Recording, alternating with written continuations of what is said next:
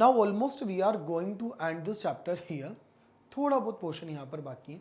अगर आप लोगों को याद हो तो मैंने शुरू में एक हेडिंग डाला था electronic displacement effect.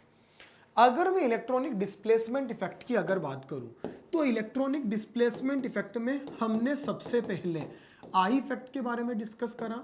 I effect के बाद में हम लोगों ने रेजोनेंस या फिर मीजोमेरिक इफेक्ट के बारे में डिस्कशन करा। उसके बाद में अगर अपन देखें फिर मैंने हाइपर कॉन्जुगेशन इफेक्ट के बारे में डिस्कशन करा।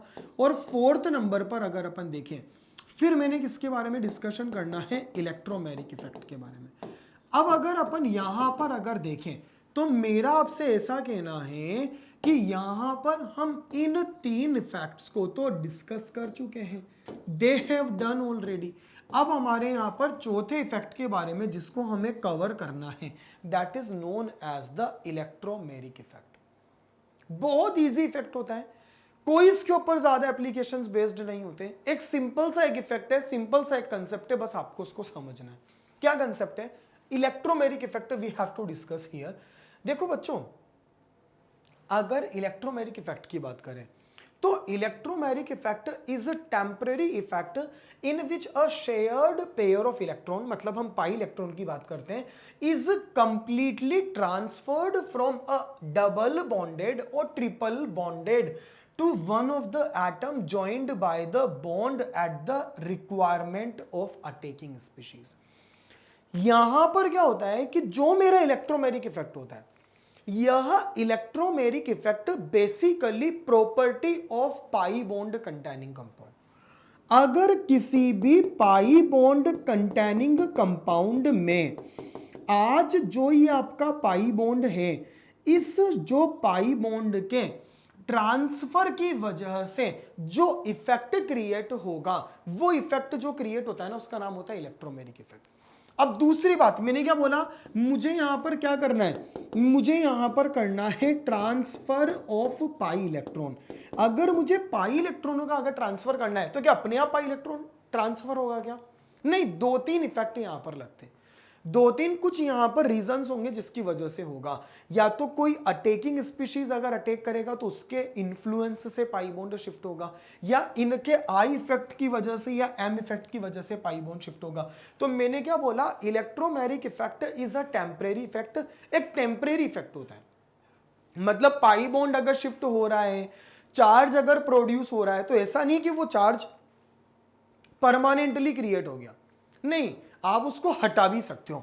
तो एक टेम्परेरी इफेक्ट होता है जो कि किसकी वजह से जनरेट होता है, which is basically generated by the shared pair of electron, मतलब pi electron is completely transferred from a double bond और triple bond to one of the atom joined by the bond at the requirement of attacking species. जो किसी भी attacking species के attack करने पर जो requirement होगी, उसकी वजह से जो पाई बॉन्ड आपका शिफ्ट जो होगा, उसको जो ट्रांसफर जो होगा, उसको अपन ने क्या नाम दिया, इलेक्ट्रोमेरिक इफेक्ट नाम दिया। जैसे सुनना, आज अगर अपन देखें, ये मेरा पाई बॉन्ड है, आज अगर मान लो यहां पर अगर पाई बॉन्ड अगर है, मेरे पाई बॉन्ड पर अगर इलेक्ट्रोफाइल ने अगर अटैक करा, तो इलेक्ट्रोफाइल अगर अटैक करेगा ना, तो देखो आज तो कार्बन की वैलेंसी दोनों की कंप्लीट है, इलेक्ट्रोफाइल अगर आकर अटैक करेगा तो कार्बन पास बॉन्ड तो बना नहीं पाएगा। तो पता है ये बॉन्ड हमारा क्या होगा, ये वाला जो बॉन्ड है हमारा शिफ्ट होगा।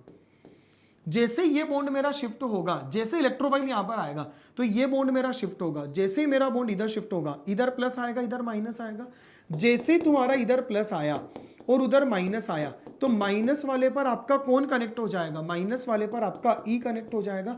और ई के कनेक्ट होते ही यहां पर क्या हो रहा है, देखो मेरे पाई बॉन्ड का शिफ्टिंग हो रहा है, मेरा पाई बॉन्ड ट्रांसफर हो रहा है। पाई बॉन्ड के ट्रांसफर के कारण जो इफेक्ट जनरेट हो रहा है ना, उसको अपन ने इलेक्ट्रोमेरिक इफेक्ट बोला। क्या बोल रहे हो आप, यही तो बोल रहे हो ना कि by the requirement of attacking species, जो आपका अटैकिंग स्पीशीज जो अटैक कर रहा है उसके कारण ही तो आपका पाई बॉन्ड शिफ्ट हुआ, तो इसकी वजह से हमने इसको इलेक्ट्रोमेरिक इफेक्ट करा। अब आप सुनना, इफ द अटैकिंग स्पीशीज और attacking reagent is removed, then charge disappear and substrate attains its original form, thus it is a reversible और टेम्परेरी इफेक्ट। आज अगर मैंने आपसे बोला कि यहां पर मेरे इलेक्ट्रोफाइल ने अगर अटैक करा और इलेक्ट्रोफाइल के अटैक करने के कारण यहां पर अगर हम देखें मेरे इस जगह पर प्लस आया और मेरा इलेक्ट्रोफाइल इधर आकर जुड़ गया। इनका ऐसा कहना है कि अगर आपने गलती से इलेक्ट्रोफाइल को यहां से रिमूव करा तो ये चार्ज भी डिसअपीयर हो जाएगा और डिसअपीयर होने के कारण ये वापस अपने ओरिजिनल फॉर्म को गेन कर लेगा। तो ये कोई परमानेंट इफेक्ट नहीं होता कि एक बार अगर चार्ज आ गया तो वो हमेशा के लिए आ गया, ऐसा अपन इंडक्टिव में पढ़ते हैं, but this is the temporary effect. ये एक टेम्परेरी इफेक्ट होता है जहां पर अगर आपने यहां पर अटैकिंग स्पीशीज को रिमूव कर दिया तो जो हमारा सबस्ट्रेटिव ओरिजिनल फॉर्म को गेन कर लेगा। The electromeric effect may be supported or opposed by other permanent effect in various conditions as follows।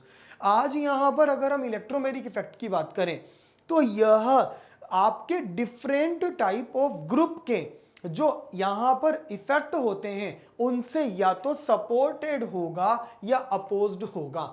इसका मतलब क्या हुआ, जैसे मैं आपको एक बात बताता हूं, यहां पर देखिएगा, इलेक्ट्रोमेरिक इफेक्ट में बी सपोर्टेड और अपोज्ड बाय आई इफेक्ट। जैसे इधर देखें, ये मेरा पाई बॉन्ड किधर शिफ्ट होगा, ये मेरा पाई बॉन्ड की अगर अपन शिफ्टिंग देखें तो देखो मेरा CH3 जो है ना इलेक्ट्रॉन डोनेटिंग टेंडेंसी को शो करता है। अगर मेरा CH3 इलेक्ट्रॉन डोनेटिंग टेंडेंसी को शो करता है तो मेरा बॉन्ड इस तरफ शिफ्ट होगा। अगर मेरा बॉन्ड अगर इस तरफ अगर शिफ्ट होगा तो सेंटर पर प्लस आएगा और कॉर्नर पर माइनस आएगा। आज अगर हम यहां पर देखें तो मैं क्या कहना चाह रहा हूं, मेरे कहने का मतलब यह है कि आज अगर ये आपका इलेक्ट्रॉन अगर डोनेट करेगा तो आपका बॉन्ड किधर शिफ्ट होगा, इधर शिफ्ट होगा। जैसे इधर शिफ्ट होगा तो यहां पर प्लस चार्ज आ जाएगा और इधर माइनस चार्ज आ जाएगा। आज अगर आपने अपने पाई बॉन्ड को अगर उल्टा शिफ्ट अगर करा और CH3 भी अगर इधर डोनेटिंग टेंडेंसी को अगर शो करेगा तो पता है ये वाली जो सिचुएशन है ना ये तो यहां पर अपोज होगी, जबकि ये वाली जो चीज है ना ये यहां पर फेवरेबल रहेगी। तो आज अगर हमारे पास दो कंडीशन अगर दे रखी है तो अब आप देखना, in the condition of E effect is supported by plus I effect. Similarly, in case of B, E effect is opposed by I effect. भाई अगर मेरे CH3 का प्लस I इफेक्ट अगर लग रहा है, अगर मेरा CH3 पॉजिटिव I इफेक्ट को रिप्रेजेंट कर रहा है तो उसकी वजह से पाई बॉन्ड जो होगा ना that will shift towards the right hand side. If my CH3 is the electron donor or if this CH3 is basically responsible for the electron donating tendency, so what will happen, ये वाला जो मेरा bond है ये मेरा इस direction में move करेगा। तो ऐसे केस में अगर हम देखें तो यहां पर क्या होगा, यहां पर मेरा पहले वाले में आई इफेक्ट इस CH3 का प्लस आई इफेक्ट यहां पर इसको सपोर्ट करेगा, लेकिन आज आपका CH3 अगर इलेक्ट्रॉन दे रहा है तो बॉन्ड ऐसे शिफ्ट नहीं हो सकता। अगर ये डोनेटिंग टेंडेंसी को शो कर रहा है तो बॉन्ड राइट हैंड साइड पर ही जाना चाहिए। तो ए वाला फेवरेबल है, बी वाला यहां पर अपोज होगा, that's why A is easily possible in comparison to B. अगर हम विनाइल ब्रोमाइड की बात करें, विनाइल ब्रोमाइड क्या होता है, आज अगर आप विनाइल ब्रोमाइड का अगर स्ट्रक्चर देखोगे, so this is the structure of vinyl bromide. अब देखो ब्रोमीन यहां पर प्लस एम इफेक्ट को भी रिप्रेजेंट कर सकता है और ब्रोमीन यहां पर माइनस आई को भी शो कर सकता है। अगर ब्रोमीन ने अगर प्लस एम को शो करा मतलब इलेक्ट्रॉन डोनेट अगर करेगा तो आपका बॉन्ड ऐसे शिफ्ट होगा। अगर आपका बॉन्ड अगर ऐसे शिफ्ट अगर होगा तो आपका बॉन्ड इस तरीके से जाना चाहिए, और अगर तुम्हारे Br का अगर माइनस आई अगर लगेगा तो Br इलेक्ट्रॉन अगर खींचेगा तो ये बॉन्ड आपका ऐसे जाना चाहिए। अब आपसे पूछ रहा है कि कौन सा केस फेवरेबल है, मैंने आपसे क्या बोला ज्यादा पावरफुल इफेक्ट कौन सा होता है, ज्यादा पावरफुल एम इफेक्ट होता है।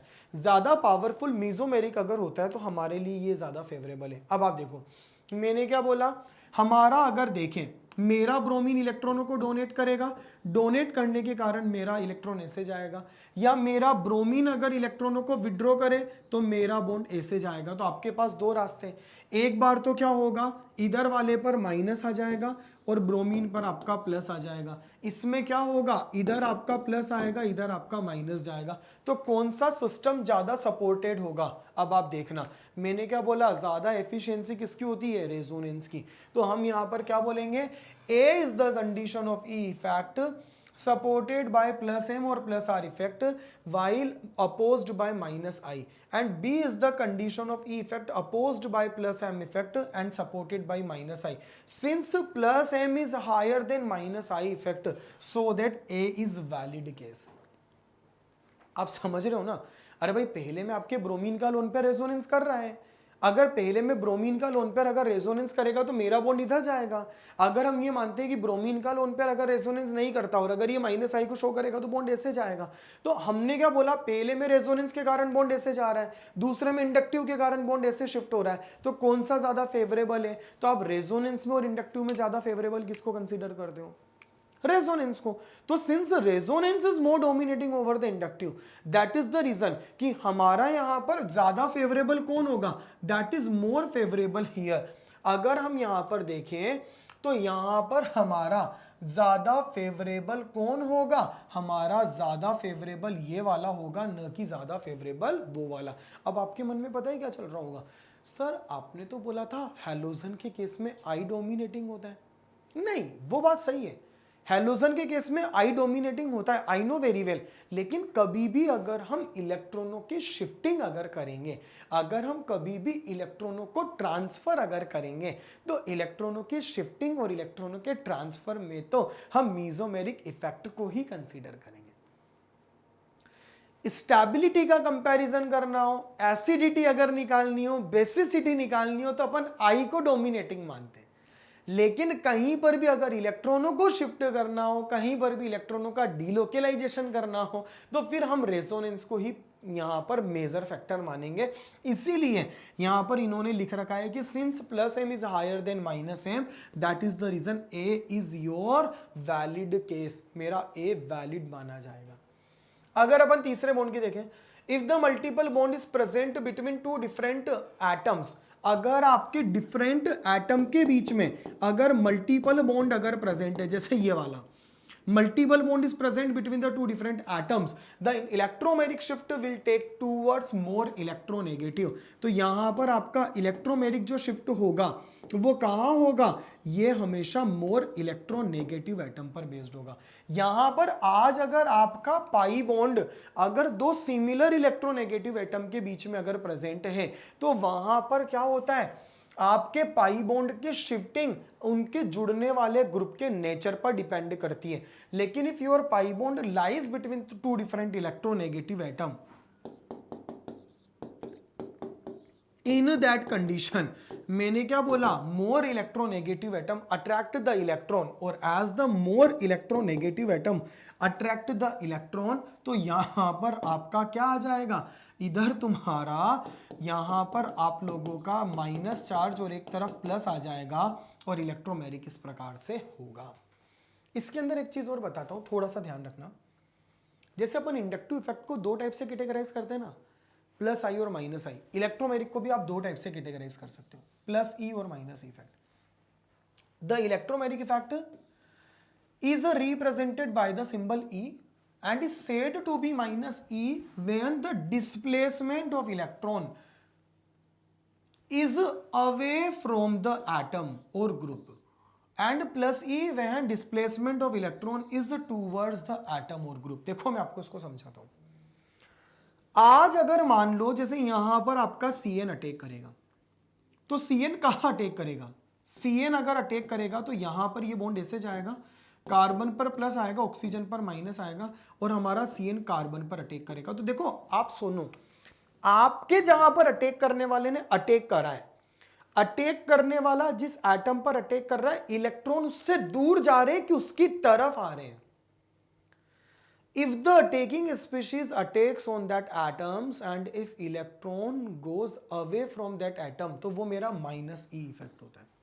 आप देखो ना, मैंने क्या बोला, मैंने बोला कि and it is said to minus E effect when the displacement of pi electron is away from the atom और ग्रुप, अगर किसी एटम और ग्रुप से अगर अवे अगर जा रहे होंगे तो वो आपका माइनस ई कहलाएगा। And plus E when displacement of electron is towards the atom, अगर आपके बी आर प्लस अगर आप अटैक कर रहा है तो आपका बॉन्ड अगर इधर अगर जाएगा तो इस पर माइनस आएगा और इधर प्लस आएगा। तो यहां पर अगर आपका बी आर अटैक कर रहा है तो जिस कार्बन पर बी आर अटैक कर रहा है ना वहां इलेक्ट्रॉन शिफ्ट हो रहा है।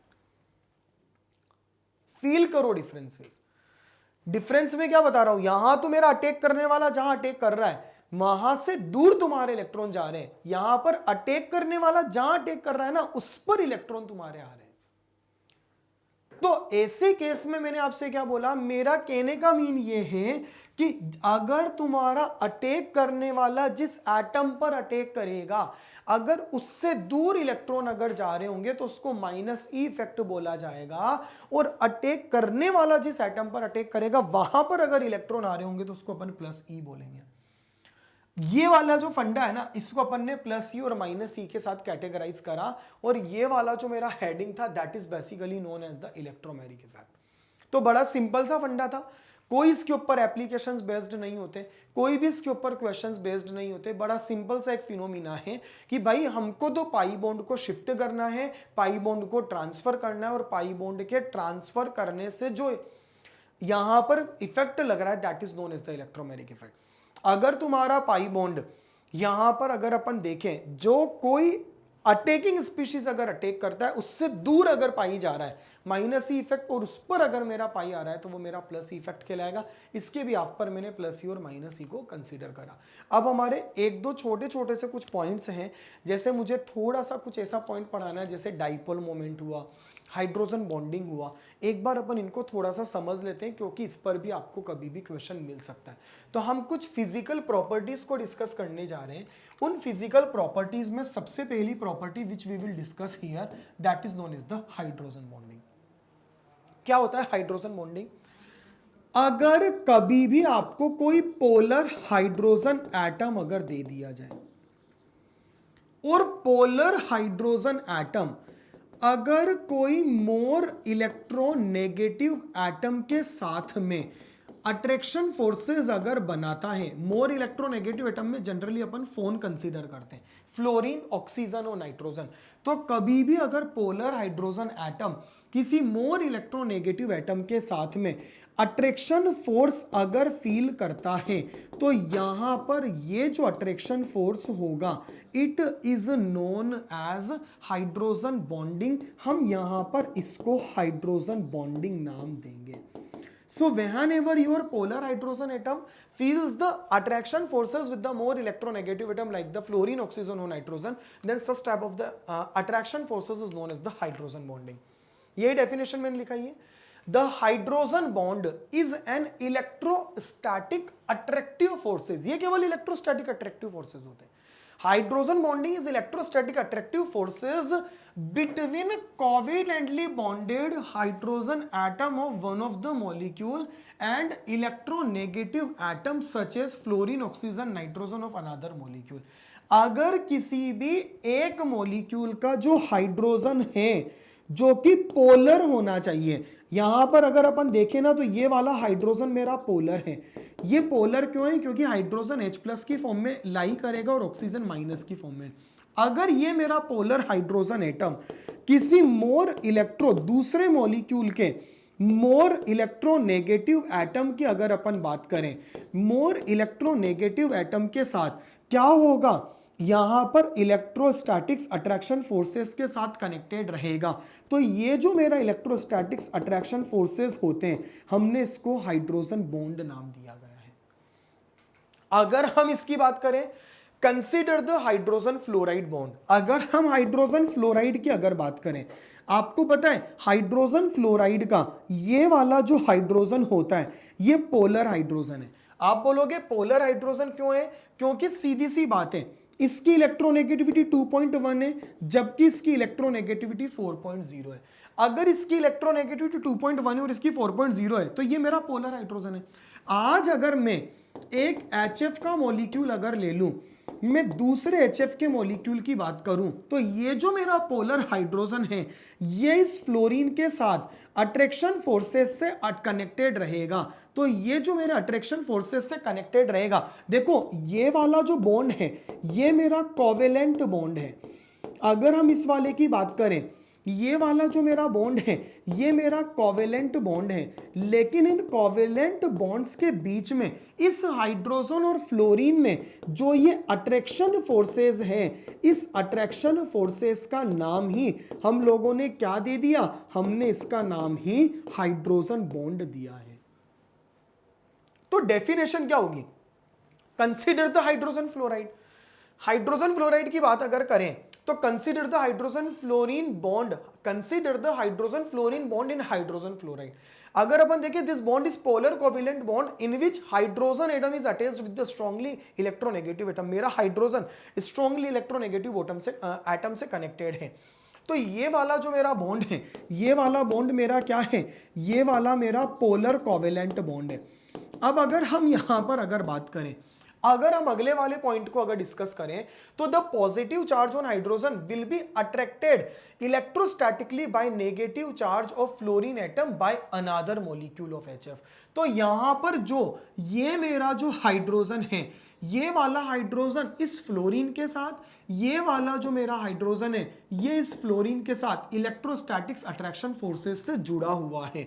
अगर ये इलेक्ट्रोस्टैटिक्स अट्रैक्शन फोर्सेस से अगर जुड़ा हुआ है, हम इसको पार्शियली बॉन्डिंग के थ्रू रिप्रेजेंट करेंगे। जैसे ही आप इसको पार्शियली बॉन्डिंग के थ्रू अगर रिप्रेजेंट करोगे, तो ये मेरा जो बीच वाला बॉन्डिंग है ये हाइड्रोजन बॉन्डिंग कहलाएगा, बीच ये वाला जो बॉन्डिंग है कोवेलेंट बॉन्ड कहलाएगा, और हमने इसको क्या नाम दे दिया, that is basically known as the hydrogen bond. Hydrogen bond is very weak bond. मैं क्या बोल रहा हूं, it is normal electrostatics attraction forces. Since it is normal electrostatics attraction forces, तो ये बड़ा वीक होता है। वीक होने के कारण इसकी जो बॉन्ड स्ट्रेंथ होती है ना, लगभग 2 से 10 किलो कैलोरी पर मोल होती है। अब दूसरी बात होती है कि हाइड्रोजन बॉन्डिंग की कब कब कंडीशन होगी। मैंने क्या बोला, आज अगर आपको कोई हाइड्रोजन अगर पोलर दे दे, तो पोलर हाइड्रोजन एटम अगर कभी भी मोर इलेक्ट्रोनेगेटिव एटम के साथ में जब कभी भी अट्रैक्शन को फेस करेगा, जब कभी भी अट्रैक्शन अगर फील करेगा, तो उसका नाम जो होगा, उसका नाम क्या होगा, that is known as the hydrogen bond. जैसे अगर अपन कंडीशन अगर देखें, the molecule must contain a highly electronegative atom linked with the hydrogen atom. आपके मॉलिक्यूल में हाईली इलेक्ट्रोनेगेटिव एटम जो है वो हाइड्रोजन से कनेक्टेड होना चाहिए। The molecule must contain a highly electronegative atom linked to hydrogen atom. The size of electronegative atom should be small. जितना छोटा साइज होगा, जनरली अपन इसीलिए फ्लोरीन, ऑक्सीजन, नाइट्रोजन को कंसीडर करते हैं only for effective hydrogen bonding, क्योंकि size जितना छोटा होगा ना, उतना ज्यादा इलेक्ट्रोस्टैटिक्स अट्रैक्शन फोर्सेस रहेंगे। जितना छोटा साइज होगा उतना ज्यादा अट्रैक्शन फोर्सेस रहेंगे। तो साइज जितना एटम का छोटा होगा, इतना ज्यादा अट्रैक्शन फोर्सेस रहते हैं। इसीलिए हम लोग जनरली फोन कंसीडर करते हैं फ्लोरीन, ऑक्सीजन और नाइट्रोजन।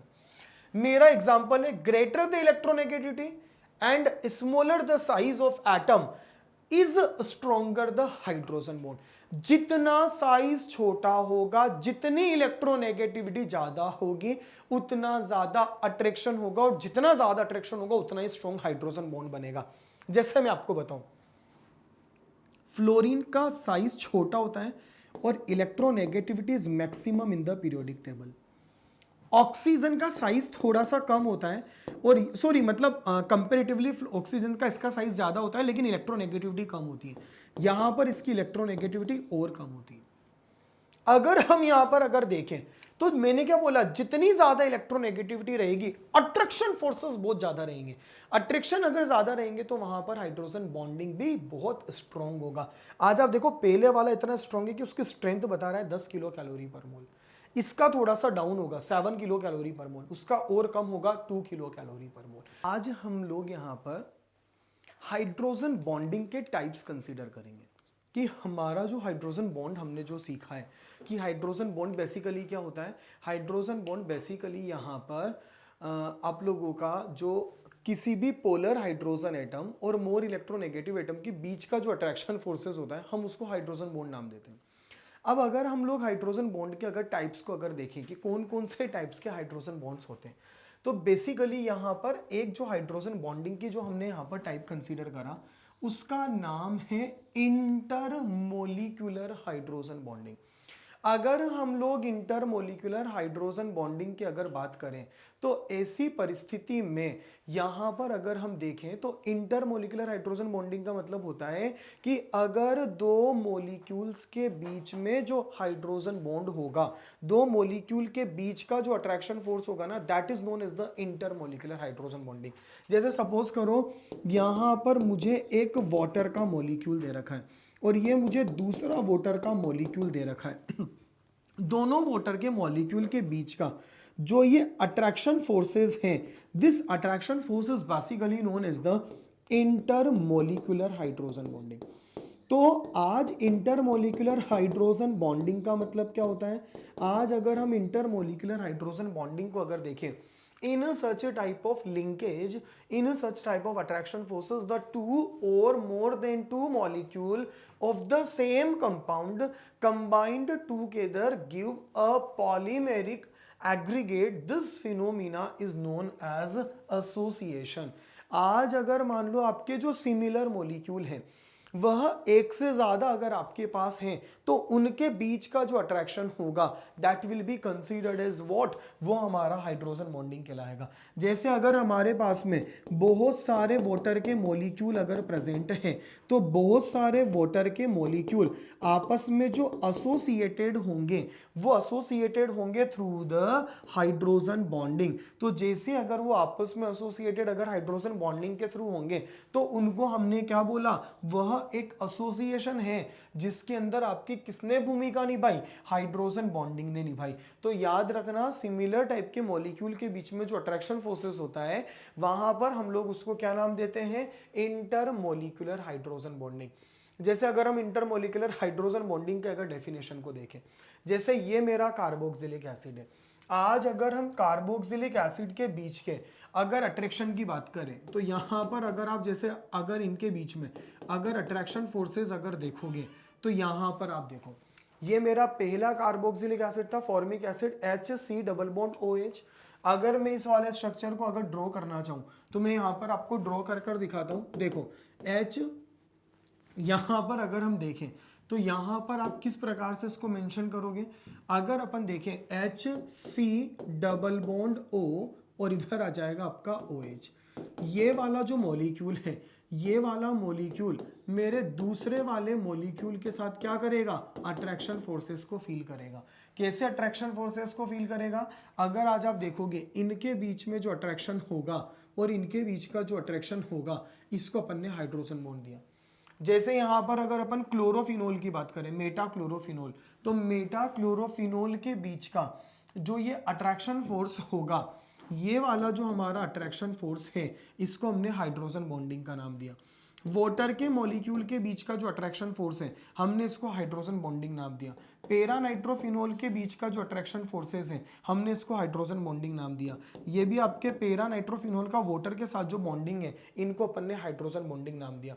मतलब दो मॉलिक्यूल आपको कंसीडर करने हैं और दोनों मॉलिक्यूल के बीच में, कोई दो मॉलिक्यूल के बीच में बनने वाला जो बॉन्डिंग है वो हमारा हाइड्रोजन बॉन्डिंग कहलाता है। जैसे आपने फॉर्मिक एसिड, मेटाक्लोरोफिनोल या किसी के भी बीच में आप कंसीडर कर सकते हो, वो सारा हमारा हाइड्रोजन बॉन्डिंग का एग्जाम्पल होगा। अगर हम लोग जैसे अल्कोहल की बात करें तो अल्कोहल के दो मॉलिक्यूल्स के बीच में जो ये अट्रैक्शन फोर्स होगा, that attraction force is again known as what, ये मेरा हाइड्रोजन बॉन्ड कहलाता है। तो ये मेरा जो पहला कैटेगरी है ये मेरा इंटरमोलिक्यूलर हाइड्रोजन बॉन्डिंग कहलाता है। अगर हम अगले की बात करें, अगला होता है intramolecular hydrogen bonding. Intramolecular hydrogen bonding का मतलब क्या होता है बच्चों कि with in the molecule hydrogen bond अगर बन रहा है, विद इन द मॉलिक्यूल अगर अट्रैक्शन फोर्सेस अगर हैं तो उसको हम लोग नाम देते हैं इंट्रामोलिकुलर। आज अगर अपन विद इन द मॉलिक्यूल अगर बात करें, जैसे मैं आपको एक छोटा सा एक एग्जांपल यहां पर रखता हूं, इस जगह पर मैंने OH कंसीडर करा है और यहां पर मैंने N डबल बॉन्ड O और इधर O कंसीडर करा है। अगर मान लो मैं यहां पर अगर अट्रैक्शन फोर्सेस को अगर कंसीडर करूं तो ये जो OH का H है, ये OH का H हमारे इस ऑक्सीजन के साथ में क्या करेगा, बॉन्डिंग क्रिएट करेगा। आप फील यहां पर करो डिफरेंसेस, ये वाली जो मेरी बॉन्डिंग जो हो रही है यह विद इन द मॉलिक्यूल हो रही है। Whenever attraction forces will done within a molecule, then that is known as the intramolecular hydrogen bond. And whenever hydrogen bonding या whenever attraction will done between two molecules, in that condition that is known as the intermolecular. तो यहां पर अगर हम definition को देखें तो यहां पर मैंने क्या बताया है कि in this type hydrogen bonding occur within two atoms of the same molecule. अगर आपका हाइड्रोजन बॉन्ड, अगर आपका अट्रैक्शन फोर्स अगर सेम मॉलिक्यूल के बीच में अगर हो रहा है, in that condition that will be known as what, वो मेरा कहलाएगा क्या, उसको हम इंट्रामोलिकुलर हाइड्रोजन बॉन्डिंग बोलते हैं। This type of hydrogen bonding, ये जो मेरा हाइड्रोजन बॉन्डिंग होगा is commonly known as chelation.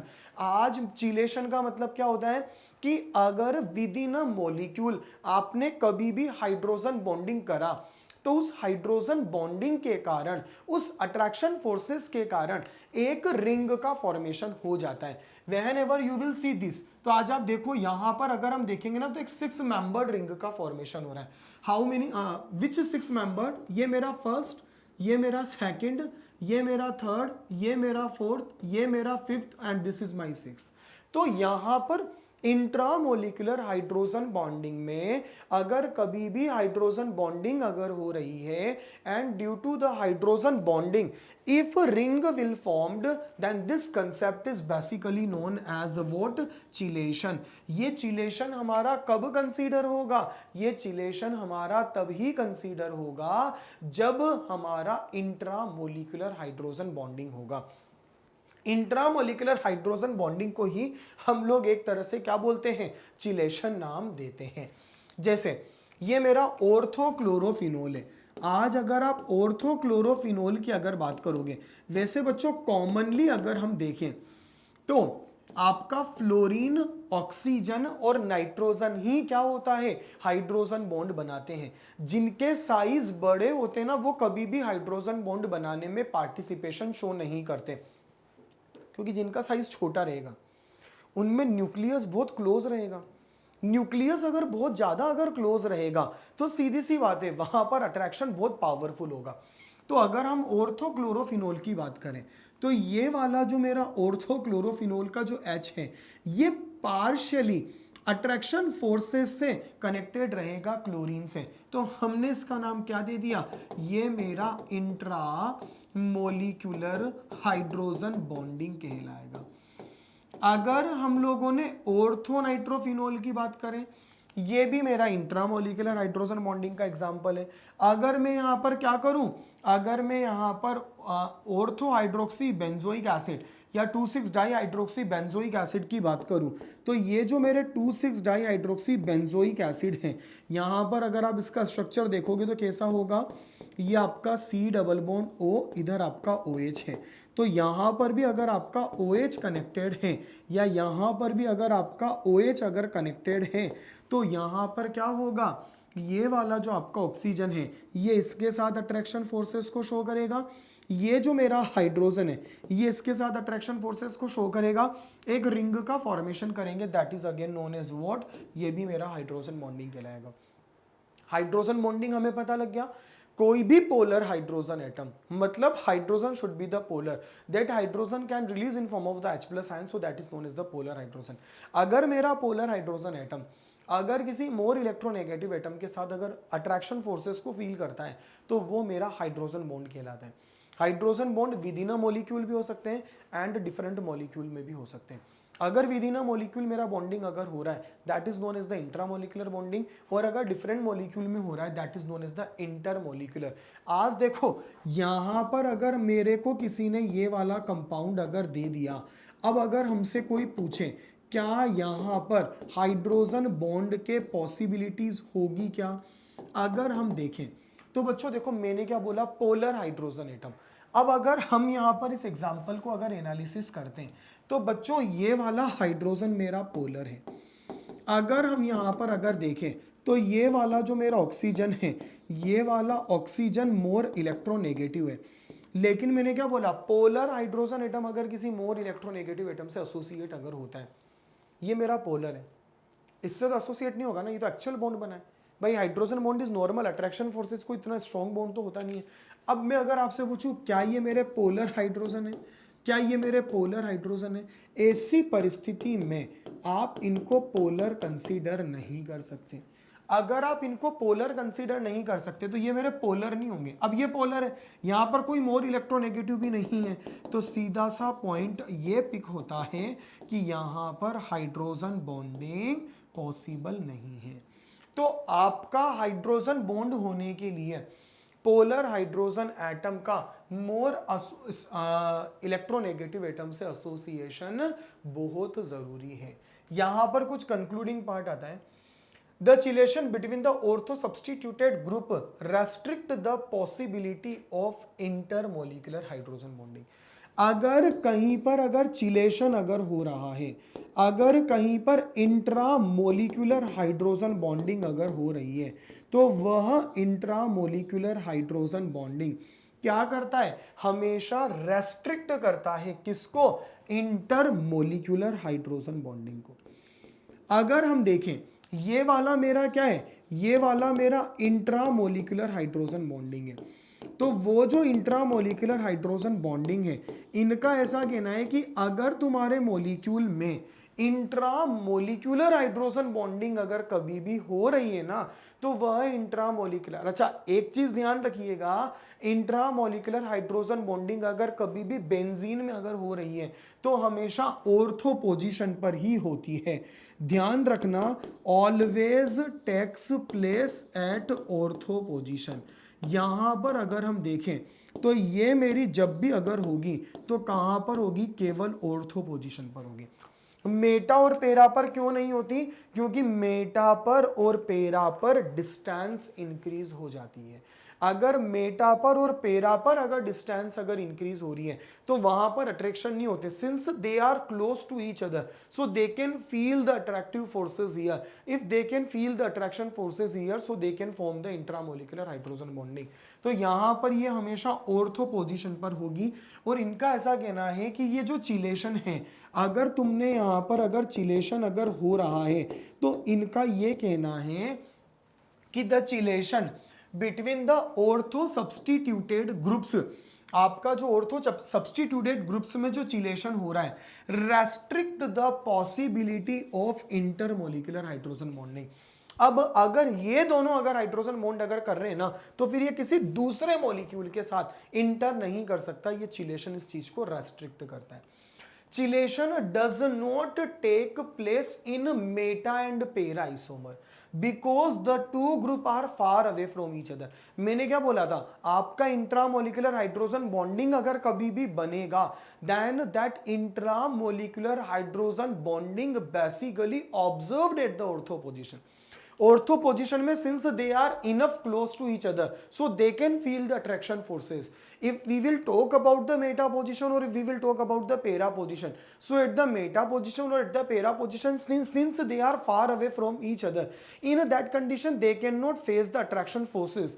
और अगर उनमें attraction forces अगर नहीं होगा तो वहां पर आपका कभी भी ध्यान रखिएगा क्या नहीं हो पाएगा, आपका कभी भी वहां पर चिलेशन नहीं हो पाएगा। For the chelation the position should be the meta and para is not possible. हमेशा ऑर्थो पोजीशन पर ही चिलेशन होता है। Another thing, ortho isomers of hydroxy nitro carbonyl, अगर अपन यहां पर देखें कि ortho isomer of hydroxy nitro carbonyl compound have low melting point than their corresponding meta और पेरा आइसोमर।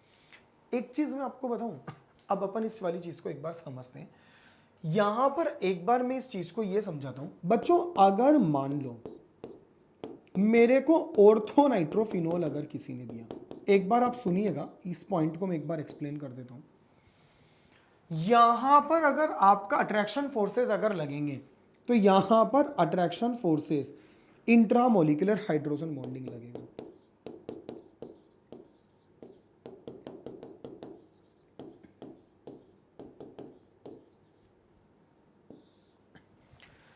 अगर मैं यहां पर अगर इस वाले मॉलिक्यूल की बात करूं, यहां पर जो अट्रैक्शन फोर्सेस लगेंगे वो attraction forces intermolecular hydrogen bonding होगा। ये इंट्रा नहीं होगा, ये मेरा इंटर होगा। मतलब ये किसी दूसरे पेरा नाइट्रोफिनोल के साथ में क्या करेंगे, ये किसी दूसरे पेरा नाइट्रोफिनोल के साथ में अट्रैक्शन फोर्सेस को फील करेंगे। ऐसे केस में मेरा आपसे ये कहना है, यहां पर जो अट्रैक्शन फोर्स लगता है वो ये वाला जो अट्रैक्शन फोर्सेस है ये किसके बीच में लगेगा, ये लगेगा आपका इंटरमोलिक्यूलर। मतलब दूसरा वाला आपको पेरा नाइट्रोफिनोल लेना है और जो दूसरा वाला पेरा नाइट्रोफिनोल लेना है, उस दूसरे पेरा नाइट्रोफिनोल का इसके साथ जो अट्रैक्शन होगा वो इंटर होगा और ये हमारा इंट्रा होगा। अब बच्चों ऐसा माना जाता है कि आज अगर हम लोग इंटर की और इंट्रा की अगर बात करें तो इंट्रामोलिकुलर जो हाइड्रोजन बॉन्डिंग जो होती है, यह intramolecular hydrogen bonding intermolecular hydrogen bonding के कंपैरिजन में क्या होती है, स्ट्रॉन्ग होती है।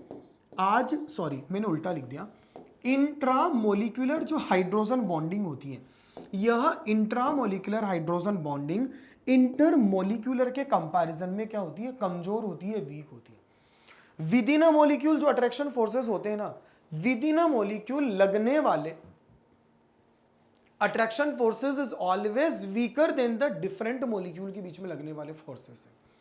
तो इंट्रामोलिकुलर जो हाइड्रोजन बॉन्डिंग है they are comparatively weaker than intermolecular hydrogen bonding.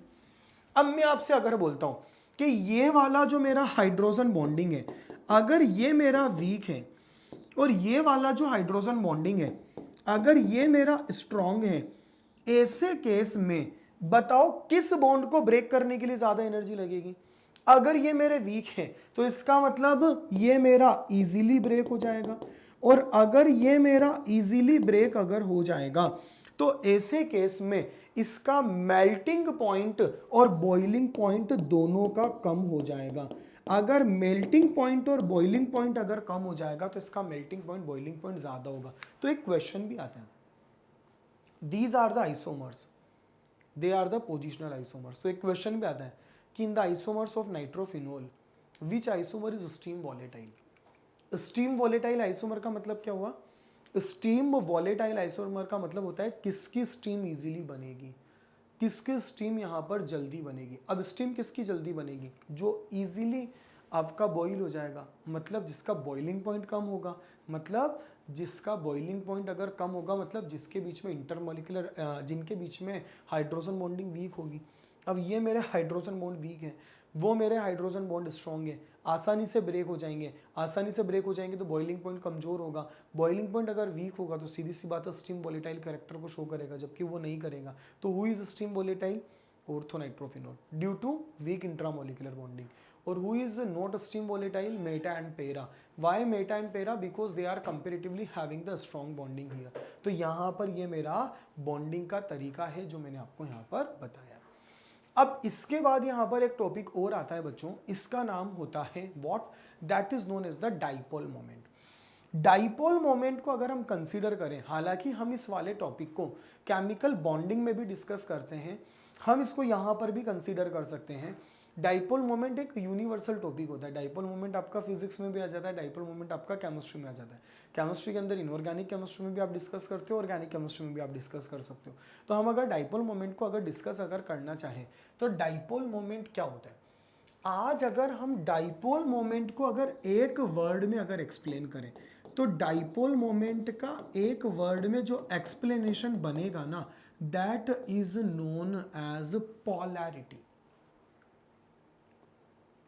कौन सा मॉलिक्यूल कितना ज्यादा पोलर है, कौन से मॉलिक्यूल में पोलैरिटी ज्यादा है, इसको हम लोग डाइपोल मोमेंट से कंसीडर करते हैं। जैसे अगर मैं आपको एक एग्जांपल देता हूं, यहां पर अगर हम देखें, मेरे को एक कंपाउंड दे रखा है CH4 और मुझे एक कंपाउंड दे रखा है पानी, that is known as the water. आज अगर हम देखें तो यहां पर इलेक्ट्रोनेगेटिविटी में डिफरेंस ही नहीं है। कार्बन की इलेक्ट्रोनेगेटिविटी 2.5 होती है, हाइड्रोजन की इलेक्ट्रोनेगेटिविटी 2.1 होती है। Simply there is lot few differences between the carbon और हाइड्रोजन, यहाँ पोलैरिटी नहीं आ सकती। हाइड्रोजन की इलेक्ट्रोनेगेटिविटी 2.1 है, ऑक्सीजन की इलेक्ट्रोनेगेटिविटी 3.5 है, यहाँ पर डिफरेंसेस है। तभी आप देखा करो हम लोग वाटर को इजीली आयोनाइज्ड कर कर O- और H+ में ब्रेक कर देते हैं, लेकिन आप कभी भी मीथेन को CH3- या H+ की फॉर्म में शो नहीं करते होंगे। तो ध्यान रखना, मेरा जो वाटर है that will be known as the polar, जबकि अगर हम मीथेन की बात अगर करेंगे तो methane will be considered as what, ये मेरा नॉन पोलर कहलाएगा। तो डाइपोल मोमेंट को अगर हम एक्सप्रेस अगर करना चाहें तो it is known as the polarity. अब आप देखिएगा, due to difference in electronegativity, polarity develops between two adjacent atom in the molecule. The degree of polarity of a bond is known as the dipole moment. मैंने आपसे क्या बोला था, आज अगर हमसे अगर कोई बोलता है कि डाइपोल मोमेंट का मतलब क्या होता है, तो सिंगल टर्मिनोलॉजी, सिंगल टर्म में हम डाइपोल मोमेंट को पोलैरिटी बोल सकते हैं। कि अगर कहीं पर अगर इलेक्ट्रोनेगेटिविटी में अगर डिफरेंसेस आ रहे हैं तो डिफरेंसेस की वजह से जो पोलैरिटी डेवलप होती है, तो उस पोलैरिटी डेवलप होने के कंसेप्ट को ही हम लोगों ने क्या नाम दिया, डाइपोल मोमेंट नाम दे रहे हैं। अगर हम देखें dipole moment in the chemistry represented by the mu, dipole moment को हम म्यू से रिप्रेजेंट करते हैं। म्यू का जो फॉर्मूला होता है दैट इज E×L। E यहां पर क्या है, अगर हम देखें तो म्यू मेरे डाइपोल मोमेंट को रिप्रेजेंट कर रहा है, L जो है that is the inter nuclear distance between the two atoms. जैसे अगर अपन ऑक्सीजन और हाइड्रोजन के बीच की डिस्टेंस की अगर बात करें तो ये मेरे लेंथ को रिप्रेजेंट करेगा। और E क्या है, E is the magnitude of separated charge in ESU, electrostatic unit. आज यहां पर ये नॉर्मली एक फॉर्मूला है कि भाई हमारा जो डाइपोल मोमेंट होगा that is represented by mu, और यहां पर इन्होंने फॉर्मूला क्या लिखा म्यू का, अगर अपन देखें तो म्यू बराबर E×L। अगर आपको म्यू बराबर E×L, या तो आप इसको E से भी रिप्रेजेंट कर सकते हो या आप इसको चाहो तो Q से भी रिप्रेजेंट कर सकते हो। रिप्रेजेंटेशन का तरीका है, कुल मिलाकर ये मेरे क्या कर रहे हैं, चार्ज के मैग्नीट्यूड को रिप्रेजेंट कर रहे हैं। तो E अगर हम देखें या हम Q की अगर बात करें तो ये क्या है, that is the magnitude of charge, ये मेरे चार्ज के मैग्नीट्यूड को रिप्रेजेंट करता है, और उनके बीच की जो डिस्टेंस होती है उसको L रिप्रेजेंट करता है, और इन दोनों का जो मल्टीप्लीकेशन है that is represented by the dipole moment. Dipole moment का जो यूनिट होता है वो डी होता है। The dipole moment is represented by the arrow ahead pointing towards the positive to negative. आज अगर आप डाइपोल मोमेंट को, डाइपोल मोमेंट वेक्टर क्वांटिटी होती है, आप यहां पर जो चार्जेस होते हैं ना उसको हमेशा एक एरो से इंडिकेट करते हो पॉजिटिव टू नेगेटिव की तरफ। जैसे मैं आपको एक देखता हूं, ये मेरा CCl4 है। आज अगर मैं CCl4 की अगर बात करूं तो मेरे कार्बन से यहां पर 4 क्लोरीन कनेक्टेड है, तो मैं यहां पर क्या बोलूंगा कि आज मेरा क्लोरीन मोर इलेक्ट्रोनेगेटिव है, तो यहां पर इसके लिए जो डायरेक्शन जाएगी वो इस डायरेक्शन में जाएगी। यहां पर इस क्लोरीन के लिए जो डायरेक्शन जाएगी वो ऐसे जाएगी, इसके लिए जो डायरेक्शन जाएगी वो ऐसे जाएगी, और इसके लिए जो डायरेक्शन जाएगी वो ऐसे जाएगी। तो इनका ऐसा कहना है कि पॉजिटिव से नेगेटिव की तरफ, ये लेस इलेक्ट्रोनेगेटिव है तो इलेक्ट्रॉन देगा, इलेक्ट्रॉनों को वो विड्रॉ करेंगे, तो जो विड्रॉ करते हैं उसकी तरफ एरो जाता है। तो ये मेरे डाइपोल मोमेंट एक वेक्टर क्वांटिटी जिसको आप हमेशा एरो से इंडिकेट करते हो। ये एरो कहाँ से कहाँ की तरफ पॉइंट होता है, ये हमारा होता है towards positive to negative end की तरफ, ये मेरा डाइपोल मोमेंट कहलाता है। अब सवाल उठता है कि dipole moment of the compound does not depend only on the polarity of bond. आपका जो डाइपोल मोमेंट है ना, ऐसा नहीं कि केवल एक फैक्टर पर ही डिपेंड करेगा। कौन सा फैक्टर, पोलैरिटी ऑफ बॉन्ड पर। डाइपोल मोमेंट केवल ऐसा नहीं है कि अकेले पोलैरिटी ऑफ बॉन्ड पर ही डिपेंड करता है, मेरा जो डाइपोल मोमेंट है वह कुछ दूसरे फैक्टर पर भी डिपेंड करेगा। यहां पर जो डाइपोल मोमेंट जो होगा ये कुछ दूसरे फैक्टर पर भी डिपेंड करता है, और वो क्या होते हैं, वो उनमें एक आता है शेप ऑफ द मॉलिक्यूल। ऐसा नहीं है कि जहां पर इलेक्ट्रॉन, अब जैसे अगर अपन देखें तो ये मेरा CCl4 है। अब अगर देखा जाए तो कार्बन और क्लोरीन के बीच में इलेक्ट्रोनेगेटिविटी में डिफरेंसेस हैं। Chlorine having the electronegativity 3.0 while the carbon electronegativity is 2.5, since there is a differences between the electronegativity of carbon and chlorine। तो इसका मतलब ये नहीं कि इसका कुछ ना कुछ डाइपोल मोमेंट होगा, इसके नेट डाइपोल मोमेंट का जो वैल्यू होगा that will be the zero. तो वो जीरो क्यों हुआ? Due to its shape. आज मेरा अकेला क्लोरीन जो इधर इंपैक्ट क्रिएट करेगा, इस अकेले क्लोरीन के द्वारा इधर जो इंपैक्ट प्रोड्यूस किया जा रहा है, ये इन तीनों से ओवरऑल अगर देखें तो कैंसिल आउट हो जाएगा। तो ऐसे केस में इनका ऐसा कहना है कि dipole moment of the compound does not depend only on the polarity of the bond but also it depends on the shape of the molecule. How shape of the molecule? जितने भी symmetrical compound जो होते हैं ना, symmetrical compound के dipole moment की जो value होती है ना बच्चों, that will be the zero. हमारा जो सिमेट्रिकल मॉलिक्यूल होता है, उस सिमेट्रिकल मॉलिक्यूल के डाइपोल मोमेंट का जो वैल्यू होता है, वो सिमेट्रिकल मॉलिक्यूल का जो डाइपोल मोमेंट होगा उसके डाइपोल मोमेंट की वैल्यू कितनी आती है? जीरो आती है। अब आपके मन में आ रहा होगा सर ऐसे कौन कौन से सिमेट्रिकल मॉलिक्यूल होता है? अब आप देखना, पहले तो आपके मन में ये भी तो आ सकता है ना सिमेट्रिकल का मतलब क्या होता है। सिमेट्रिकल का मतलब क्या होता है? Symmetrical compound are those which fulfil two conditions. कौन सी? Central atom is bonded with the same atom और ग्रुप। आपका सेंट्रल एटम जो है वो हमेशा सेम एटम और सेम ग्रुप से कनेक्टेड होना चाहिए, और central atom should have no lone pair of the electron. Central atom के पास में कभी भी लोन पेयर नहीं होना चाहिए। अगर नहीं होगा तो वो हमारे सिमेट्रिक कहलाएंगे। जैसे मैं आपको एक एग्जांपल बताता हूँ, CCl4 CH4 BH3 carbon dioxide. आज अगर आप कार्बन डाइऑक्साइड की बात करोगे तो ऐसी परिस्थिति में आज आप देखो ये मेरा सिमेट्रिकल माना जाएगा। आज अगर आप यहाँ पर अगर देखोगे, इधर मेरा ऑक्सीजन है, इलेक्ट्रॉन को अट्रैक्ट करेगा, इधर मेरा ऑक्सीजन है, इलेक्ट्रॉनों को अट्रैक्ट करेगा, दोनों इफेक्ट एक दूसरे से कैंसिल आउट हो जाएंगे। अगर दोनों इफेक्ट एक दूसरे से कैंसिल आउट अगर हो जाएंगे तो mu resultant will be considered as a zero. मतलब इसके डाइपोल मोमेंट की वैल्यू जीरो हो जाएगी, यानी कि इसके पोलैरिटी की वैल्यू क्या हो जाएगी? जीरो। अगर पोलैरिटी जीरो हो गई इसका मतलब ये मेरा नॉन पोलर है। अगर हम CCl4 की अगर बात करें, कार्बन टेट्राक्लोराइड, तो कार्बन टेट्राक्लोराइड को अगर हम कंसीडर करें, मैंने आपको बताया ना ऊपर वाले क्लोरीन का जो इफेक्ट है ये तीनों के रिजल्टेंट क्लोरीन के इफेक्ट के बराबर होता है।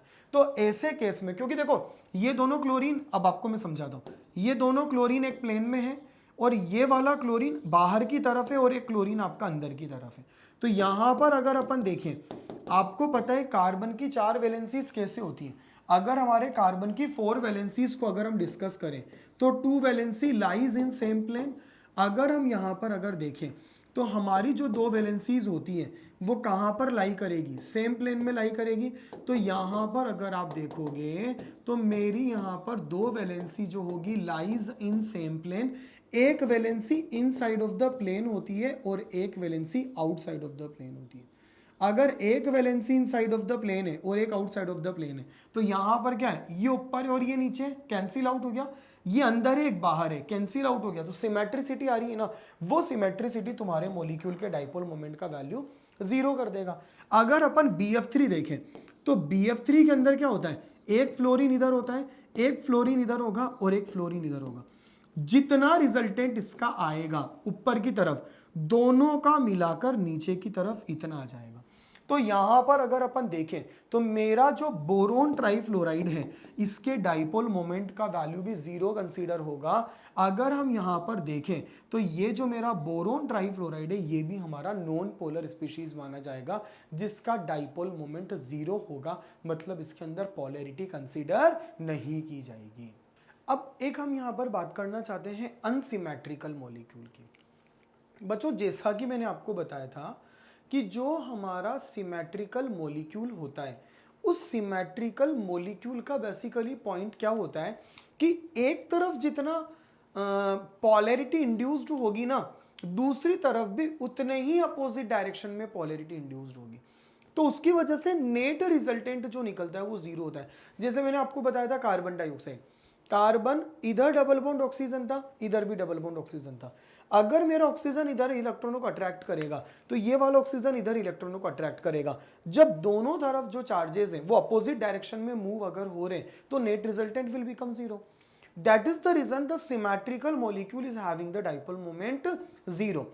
लेकिन अगर हम अनसिमेट्रिकल मॉलिक्यूल की अगर बात करें तो मेरा जो अनसिमेट्रिकल मॉलिक्यूल है, that unsymmetrical molecule don't have dipole moment zero. अगर हम उसके डाइपोल मोमेंट की अगर बात करेंगे तो उसका जो डाइपोल मोमेंट होता है that is always non equal to zero. ये कभी भी आपका जीरो कंसीडर नहीं होता। तो जो हमारे अनसिमेट्रिकल कंपाउंड होंगे they will not have zero dipole moment. जैसे मैं H2O की बात करूं, H2O में सिमेट्रिसिटी नहीं आएगी। आप बोलोगे सर कैसे नहीं आएगी, इधर भी मेरा H है इधर भी मेरा H है, आई नो वेरी वेल। लेकिन आज आप देखो यहां पर ये लोन पेयर भी तो है ना। आज अगर हम देखें भाई, आप सिमेट्री थोड़ी ना ला सकते हो। आप बोलोगे सर यहां से कट कर दो, ऐसा नहीं होता है। अगर हम H2S की बात करें, अगर हम CHCl3 की अगर बात करें तो ये वाले जो मेरे मॉलिक्यूल हैं आज अगर हम देखेंगे तो they are not the planar species, they are not the यहां पर symmetrical species. Since they are not the symmetrical species here, in that condition they are having the some value of dipole moment.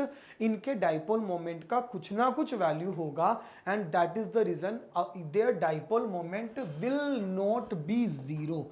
यहां पर not equal to zero आएगा, the dipole moment is not equal to zero here. ये हमेशा zero से कुछ ना कुछ ज्यादा ही आएगा। जैसे मैंने आपको अमोनिया की बात बताई, अमोनिया के पास एक लोन पेयर है और नीचे 3 हाइड्रोजन है। अगर अपन वाटर की अगर बात करें तो वाटर के पास में 2 लोन पेयर हैं और इधर 2 हाइड्रोजन है। तो उन दोनों लोन पेयर का जो इंपैक्ट है और दोनों हाइड्रोजन का इंपैक्ट कभी भी इक्वल नहीं हो सकता। भाई ऑक्सीजन के एक तरफ हमारे 2 लोन पेयर आ रहे हैं, एक तरफ मेरे 2 हाइड्रोजन आ रहे हैं, तो उन दोनों लोन पेयर का जो इंपैक्ट अपसाइड में होगा और दोनों हाइड्रोजन का इंपैक्ट जो डाउन साइड में होगा, how you can consider that is equal.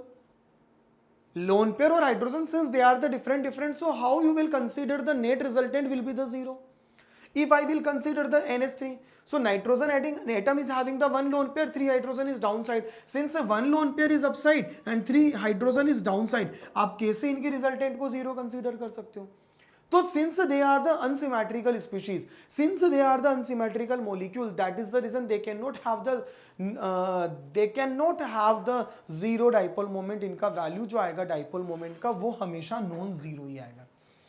अब एक चीज को ध्यान रखिएगा, mu is directly proportional to the electronegativity of central atom और surrounding atom present on the central atom of the molecule. Negativity पर भी डिपेंड करता है और यहां पर ये जो डिपेंड करता है वो उनकी बीच की लेंथ पर भी डिपेंड करता है। जैसे CHF3, CHCl3, CHBr3, CHI3, फ्लोरोफॉर्म, chloroform, bromoform, iodoform. अगर आप देखोगे electronegativity of atoms surrounded to central atom is in a decreasing order. आज अगर आप देखोगे मैक्सिमम इलेक्ट्रोनेगेटिविटी किसकी है, फ्लोरीन की, फिर किसकी है, क्लोरीन की, और टॉप टू बॉटम अगर अपन कभी भी पीरियोडिक टेबल में अगर मूव करते हैं तो इलेक्ट्रोनेगेटिविटी की वैल्यू क्या होती है, कम हो जाती है। तो आज अगर आप देखोगे तो इलेक्ट्रोनेगेटिविटी की वैल्यू डाउन हो रही है। अगर इलेक्ट्रोनेगेटिविटी की वैल्यू अगर डाउन हो रही है तो इनका ऐसा कहना है कि mu is also in decreasing order.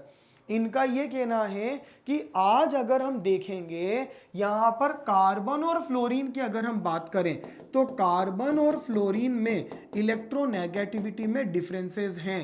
Chlorine में कम हो जाएंगे, ब्रोमीन में कम हो जाएंगे, आयोडीन में कम हो जाएंगे। तो इनका ये जो डाइपोल मोमेंट का ऑर्डर है, ये वाला डाइपोल मोमेंट का ऑर्डर भी क्या होगा, डिक्रीजिंग ऑर्डर में आएगा। और जब अगर ये डिक्रीजिंग ऑर्डर में अगर आएगा मेरा आंसर ऐसा हो जाएगा। अच्छा, एक दिन एक बच्चे का नॉर्मल एक क्वेश्चन मेरे सामने आया था कि सर आयोडीन में साइज बड़ा नहीं हो जाएगा? अगर साइज अगर बड़ा हो जाएगा तो ऐसे केस में हमारा इस वाले के लेंथ का वैल्यू, भाई आपका mu is equal to e into l, आपने देखा था ना, जैसे जैसे लेंथ का वैल्यू बढ़ेगा तो म्यू का वैल्यू बढ़ जाएगा। लेकिन यहाँ पर उस लेंथ से ज़्यादा डोमिनेटिंग फैक्टर कौन होता है? वो होता है चार्जेस का मैग्नीट्यूड। अगर ज़्यादा डोमिनेटिंग फैक्टर अगर चार्जेस का मैग्नीट्यूड अगर होता है, दैट इज़ द रीज़न हम यहाँ पर इलेक्ट्रोनेगेटिविटी डिफरेंस को कंसीडर करते हैं। और अगर हम इलेक्ट्रोनेगेटिविटी डिफरेंस को कंसीडर करते हैं तो डाइपोल मोमेंट का जो आंसर आएगा दैट विल बी द 1 2 3 4। आज अगर हम यहाँ पर देखें, the dipole moment of the trans derivative of the compound will only be zero if both the atom attached to carbon atom in the form of the A and B।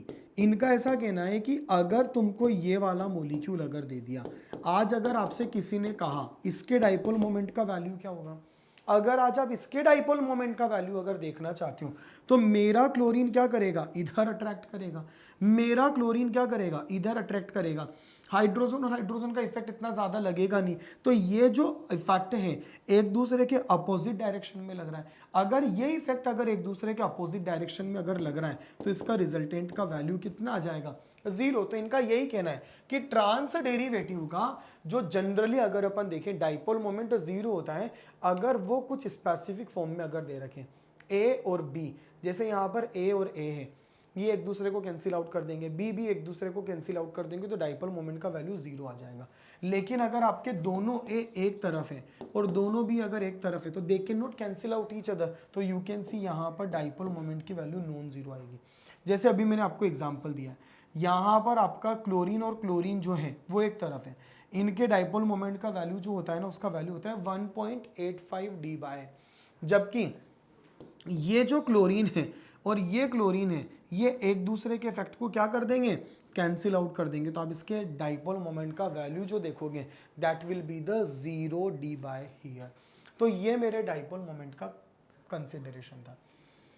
Dipole moment of di substituted benzene, अगर हम die substituted benzene की अगर बात करते हैं, when both groups X and Y are electron donating or both electron withdrawing, in that condition mu resultant बराबर mu1 square plus mu2 square plus 2 mu1 mu2 cos theta, और mu जो होता है वो dipole moment of the bond CX का कहलाता है, mu2 जो होता है वो डाइपोल मोमेंट कहलाएगा CY बॉन्ड का, और theta is angle between the X and Y। जैसे मैं आपको एक बात बताता हूँ, इससे आपको समझ में आ जाएगा। आज अगर मान लो कि मुझे यहाँ पर ये बेंजीन दे रखा है, इधर मुझे क्लोरीन और इधर मुझे क्लोरीन दे रखा है, यहाँ पर भी मुझे बेंजीन दे रखा है, इधर मुझे क्लोरीन दे रखा है और इधर भी मुझे क्लोरीन दे रखा है, और यहाँ पर भी मुझे बेंजीन दे रखा है, इधर भी मुझे क्लोरीन दे रखा है, इधर भी मुझे क्लोरीन दे रखा है। अब आपसे बोला वैसे तो मेरे को साफ नजर आ रहा है, क्या साफ नजर आ रहा है? ये जो क्लोरीन है ये इलेक्ट्रॉनों को अट्रैक्ट करेगा, ये क्लोरीन इलेक्ट्रॉनों को अट्रैक्ट करेगा, अट्रैक्ट करते ही म्यू रिजल्टेंट की वैल्यू 0, जबकि यहां पर आपका कैंसिलेशन नहीं होगा, वहां तो कैंसिलेशन हो जाएगा, ऊपर वाला जो क्लोरीन अट्रैक्ट करेगा नीचे वाला जो क्लोरीन अट्रैक्ट करेगा they will be cancel out by each other. वरना इनका ऐसा कहना है कि आपका जो म्यू रिजल्टेंट जो होता है वो किस फैक्टर पर डिपेंड करता है? वो फॉर्मूले पर डिपेंड करता है mu1 square plus mu2 square plus 2 mu1 mu2 cos theta. अब सोचो कोस थीटा में यहां पर थीटा की वैल्यू कितनी है? 180, और आपको पता है कि अगर थीटा की वैल्यू अगर 180 है तो कोस 180 का वैल्यू कितना होता है? मिनिमम, दैट इज द -1, और ये कोस 60 है। What is the angle between them? अगर आप देखोगे तो यहाँ पर 60 एंगल है, यहाँ पर 120 एंगल है। तो मैंने क्या बोला कि जितना ज्यादा थीटा का वैल्यू होगा म्यू रिजल्टेंट उतना ही कमजोर होगा। कोस 60 का वैल्यू मैक्सिमम होता है ऐसे केस में कंपेरेटिवली 120 और 180 के कंपैरिजन में। तो यहाँ पर इसके डाइपोल मोमेंट का जो वैल्यू होगा वो म्यू का वैल्यू मैक्सिमम आ जाएगा, यहाँ पर थोड़ा कम और वहां पर 0। तो मेरा आंसर ऐसा आ जाएगा। तो इनका यही कहना है कि अगर आपने यहाँ पर दो ग्रुप अगर कनेक्ट कर रखें तो ऑर्थो डेरिवेटिव का जो वैल्यू होगा ज्यादा होगा मेटा से, मेटा का वैल्यू ज्यादा होगा पेरा से। क्यों? If the value of theta will be more cos theta will be less. मैंने आपको क्या बताया, जितना ज्यादा आपके थीटा का वैल्यू होगा कोस थीटा का वैल्यू उतना ही मिनिमम होगा। अगर कोस थीटा का वैल्यू अगर उतना ही मिनिमम होगा तो सिंपल सी बात है, डाइपोल मोमेंट की वैल्यू 0 हो जाएगी। एक्स और वाई अगर बराबर हुए, जैसे मैंने क्लोरीन वाले केस में बताया, both atoms then dipole moment of para derivative will be 0। तो मैंने आपको बताया था कि अगर कोस के अगर आपके बेंजीन के अप साइड और डाउन साइड अगर दोनों तरफ अगर आपका क्लोरीन है तो उसके डाइपोल मोमेंट का वैल्यू 0 होता है। जैसे ये वाला जो कंपाउंड है इसका डाइपोल मोमेंट 0 होता है। और अगर x and y are same group and group have linear moments then the dipole moment of para derivative will be 0। अगर मान लो आपके ये दोनों सेम भी है ना तो इनका, और लीनियर होना जरूरी है, सेम के साथ साथ में लीनियर। जैसे यहाँ पर अगर अपन इसके स्ट्रक्चर को अगर देखें तो यहाँ पर अगर देखें तो साइनाइड बेसिकली आपका ऐसा होता है, यहाँ अगर देखें तो साइनाइड आपका ऐसा होता है। तो जितना इंपैक्ट ये क्रिएट करेगा ना उतना इंपैक्ट ये क्रिएट करेगा, तो रिजल्ट कैंसिल हो जाएगा। ये CH3 अगर इलेक्ट्रॉनों को डोनेट करेगा तो ये भी डोनेट करेगा तो रिजल्टेंट 0 होगा। यहां रिजल्टेंट 0 नहीं हो सकता, यहां रिजल्टेंट 0 नहीं हो सकता। इसके डाइपोल मोमेंट की वैल्यू ज्यादा होगी, इसके डाइपोल मोमेंट की वैल्यू कम होगी। तो इसके डाइपोल मोमेंट का वैल्यू आप देख सकते हो 2.54 है, इसके डाइपोल मोमेंट का वैल्यू आप देख सकते हो 1.48 है, जबकि इसके डाइपोल मोमेंट की वैल्यू 0 आ रही है। क्यों? यहां पर cos 60 है, cos 60 के कारण म्यू का रिजल्टेंट मैक्सिमम रहेगा, 122 में थोड़ा सा कम, और cos 80 इज हैविंग द -1, उसका डाइपोल मोमेंट का वैल्यू मिनिमम हो जाएगा। x and y are same group and x is equal to y and group have non linear moment, in that condition dipole moment of para derivative will not be 0। ये previous year का question है। जैसे अगर अपन OH की बात करें, same है, x और y तुम्हारे सेम है, लेकिन they are not the linear here. आज आप यहां पर अगर देखोगे तो OH का स्ट्रक्चर कैसा होता है, OH का स्ट्रक्चर ऐसा होता है, it is not having the linear geometry here. अगर हम यहां पर देखें तो मेरे OH का स्ट्रक्चर कैसा होता है, ऐसा होता है, they are not having the linear geometry. तो यहां पर म्यू का वैल्यू कभी भी 0 नहीं होगा, that will be always non 0। अगर अपन COOET की बात करें, मैंने अगर बेंजीन के पेरा पर अगर COOET अगर प्लेस कर दिया, मैंने इसके पेरा पर अगर COOET अगर प्लेस कर दिया, they are not the symmetrical ना, in that condition again dipole moment value is not equal to 0। इसके डाइपोल मोमेंट म्यू का वैल्यू कभी भी 0 नहीं होगा, इट्स नॉन इक्वल टू 0। अच्छा, एक इंटरेस्टिंग चीज और है, अगर बेंजीन के पेरा पोजीशन पर अगर दो ग्रुप अगर आपके कनेक्टेड हैं और दोनों ग्रुप सपोज करो सेम नहीं है, x is not equal to y, और उसमें से अगर कभी एक आपका डोनेटिंग अगर ग्रुप है और दूसरा आपका अगर विड्रॉइंग अगर ग्रुप है, तो उनके डाइपोल मोमेंट का जो वैल्यू रहेगा ना वो कभी भी 0 नहीं आएगा। देखना यहां पर अगर मैंने क्या बोला, ये चीज तो मैंने आपको बताई दी थी। इसके बाद मैंने बोला when one group is electron withdrawing and the another group is the electron donating। आज अगर मान लो जैसे ये मेरा बेंजीन है, अब मेरे से किसी ने कहा कि मैंने यहां पर CH3 जोड़ दिया और इधर मैंने यहां पर साइनाइड को प्लेस कर दिया, one is the donor another is the withdrawer. अब आप खुद सोचो ना यार, रिजल्टेंट 0 कैसे आ सकता है। एक बार इस केस को इमेजिन करो, एक बार आप इस केस को इमेजिन करो, जब आप दोनों केसेस को अगर इमेजिन करोगे तो you will get the answer. यहां पर जितना इफेक्ट ऊपर की तरफ लग रहा है उतना इफेक्ट नीचे की तरफ लग रहा है, तो कैंसिलेशन हो जाएगा, कैंसिलेशन होते ही म्यू रिजल्टेंट 0।